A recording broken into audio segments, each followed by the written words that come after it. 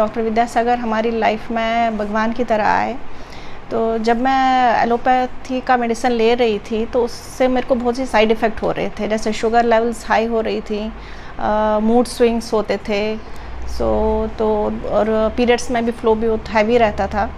तो फिर मेरे हस्बैंड ने इंटरनेट से कहीं वो वाइट पेपर से वो पता लगाया कि विद्यासागर ऐसे ऐसे ट्रीट करते हैं। तो हम केरला गए, वहाँ की उनको बोला और उनको ये भी हमने बोला कि मेरा इसकी वजह से मेरा ऑपरेशन भी हुआ है, क्योंकि स्प्लीन रिमूव कर चुके थे। डॉक्टर ने बोला था स्प्लीन रिमूव करने से शायद मैं ठीक हो जाऊं, पर उसका कोई फ़ायदा हुआ नहीं स्प्लीन निकालने के बाद भी।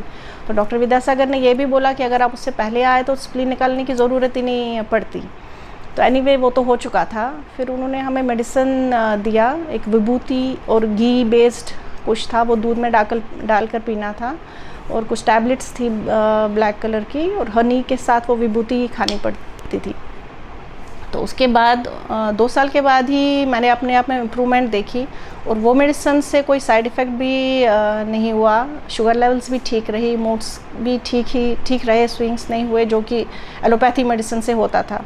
उसके बाद उन्होंने जब 2 साल के बाद हमने इम्प्रूवमेंट देखी प्लेटलेट काउंट में, तो उन्होंने बोला कि धीरे धीरे उन्होंने पहले 1 साल के बाद ही डोजेज कम करना शुरू किया।